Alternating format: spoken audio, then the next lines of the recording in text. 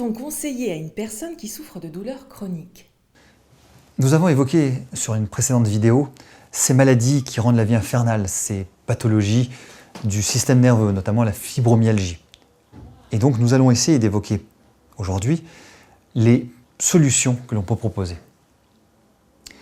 La médecine conventionnelle n'ayant alors rien à proposer, que faire alors?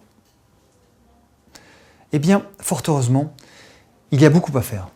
Et c'est ce que nous allons voir, ces conseils pouvant s'appliquer à toutes les personnes douloureuses. Rappelez-vous, ce sont des personnes douloureuses et non des personnes souffrantes. D'abord, s'il vous plaît, ne pas être passif et ne pas être ce qu'on appelle un autostoppeur qui attend sur le bord de la route que quelqu'un le prenne en charge. Cette situation où le patient attend passivement que le thérapeute ou le médecin lui trouve une solution. Dans tous les problèmes de santé, mais plus encore dans le cas qui nous occupe, les douleurs, c'est le pire tort que vous puissiez vous causer à vous-même. D'urgence, il faut cesser de considérer le médecin comme la principale personne en charge et se mettre soi-même dans le siège du pilote. C'est ma vie, mon problème, c'est moi qui vais le résoudre. Certes, vous irez ponctuellement chercher l'aide d'un thérapeute ou d'un médecin qui pourront toujours être utiles en certaines occasions, mais vous devez cesser d'attendre qu'ils règlent le problème à votre place.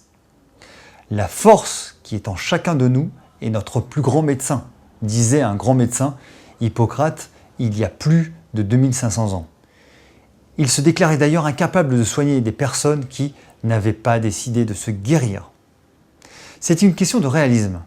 Réalisez, même si c'est dur, que vous êtes ultimement la seule personne responsable de votre destin. Ces grands principes étant posés, voici maintenant des conseils beaucoup plus concrets pour surmonter ou accepter la douleur, faire en sorte de pouvoir vivre avec elle. D'abord, sortir du cercle vicieux du stress. Quelles que soient les causes de vos douleurs, vous souffrirez moins si vous êtes moins stressé. Sans oublier que le stress est un facteur déclenchant et aggravant, mais pas la cause de vos maux. Cette notion est fondamentale à intégrer dans votre vie. Le stress peut être un déclencheur. Dans le cas de fibromyalgie, par exemple, c'est souvent le cas de personnes perfectionnistes, exigeantes envers elles-mêmes et leur entourage, souvent grosses travailleuses, généreuses, ne se ménageant pas. Cela provoque une tension musculaire, des troubles de la digestion qui aggravent leur état général. Dès lors, un cercle vicieux s'installe parce que le stress aggrave les douleurs et les douleurs provoquent une aggravation du stress. Vous sécrétez donc des hormones du stress qui vont tendre les muscles et vos tendons jusqu'à ce qu'ils ne sachent plus se détendre, se bloquent et deviennent douloureux. Ou alors, de façon très discrète, vos muscles vont peu à peu s'épuiser, s'enflammer et s'endolorir, provoquant à leur tour un stress supplémentaire. Votre système digestif, lui, est aussi vulnérable au stress. Selon le docteur Jean-Paul Curtet, l'ensemble de notre tube digestif, de la bouche à l'anus, est tapissé de cellules musculaires organisées en couches circulaires qui peuvent, comme n'importe quel muscle, se contracter et se spasmer. C'est exactement ce qui se passe lorsqu'on est stressé, avec pour conséquence de nombreux symptômes digestifs, difficulté à avaler, une espèce d'aérophagie, ballonnement, pesanteur gastrique, l'expression cela m'est resté sur l'estomac, crise de foie, gastrite, ulcère digestif, inconfort, tendance à la diarrhée. Certains de ces troubles peuvent s'aggraver et évoluer vers des maladies inflammatoires chroniques du système digestif, parfois très invalidantes. Il va donc falloir diminuer le stress, apprendre à le contrôler. Et là, l'éventail des thérapies est très large. De la méditation à la complémentation nutritionnelle, base de tyrosine, de glutamine, de tryptophane, en passant par le yoga, la cohérence cardiaque ou toute autre activité qui vous corresponde. Et là, il va falloir soigner votre morale. Le plus grand danger qui pèse sur les personnes douloureuses est celui de renoncer à la vie et d'entrer dans une dépression. Une dépression consécutive à cet état et non pas la cause de cet état. Or, il se trouve que le millepertuis, Hypericum perforatum, a montré son efficacité sur des dépressions légères à modérées. Dans une étude sur 79 patients, on a constaté qu'il améliorait les symptômes de dépression tout en diminuant la sensation de douleur. C'est donc une plante à essayer, mais attention, il existe des contre-indications, donc consultez d'abord votre thérapeute avant de prendre du millepertuis. Il est question après de rééquilibrer vos neurotransmetteurs. Il se peut que vos douleurs soient aggravées par un déséquilibre de vos neurotransmetteurs, ces substances chimiques qui transmettent les impulsions électriques entre vos cellules nerveuses et le reste du corps. Plusieurs d'entre eux sont impliqués dans la douleur et sa perception. Pour schématiser, ce sont la sérotonine, le GABA, la noradrénaline, la dopamine, le glutamate. Et il existe des moyens essentiellement nutritionnels de rétablir l'équilibre de vos neurotransmetteurs. Il est évident que je ne peux pas détailler cela ici, mais je vous recommande de vous rapprocher de votre thérapeute qui saura vous conseiller et vous orienter.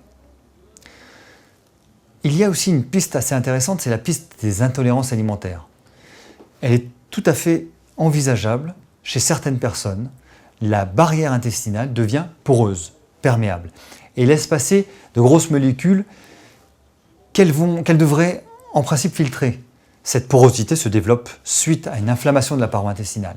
Par exemple, les protéines de blé à base de gluten, des protéines de lait de vache, la caséine, passent dans le sang et peuvent déclencher des réactions immunitaires et inflammatoires, mais aussi atteindre le cerveau et contribuer à l'aggravation de la sensation de mal-être. Alors, si vous souffrez déjà de douleurs chroniques, il est donc important de vous assurer que vous n'avez pas, en plus des intolérances alimentaires, qui aggravent la situation. Dans le cadre général aussi, il est important d'envisager une détoxication. Dans le même ordre d'idées, les polluants alimentaires et atmosphériques, les pesticides, les nitrates, les produits ménagers, le tabac, les médicaments, les composés générés par les hautes cuissons, protéines glyquées, les produits chimiques, les emballages alimentaires ont des retentissements sur l'immunité et peuvent dangereusement freiner le processus naturel de guérison de votre corps et la disparition de vos douleurs.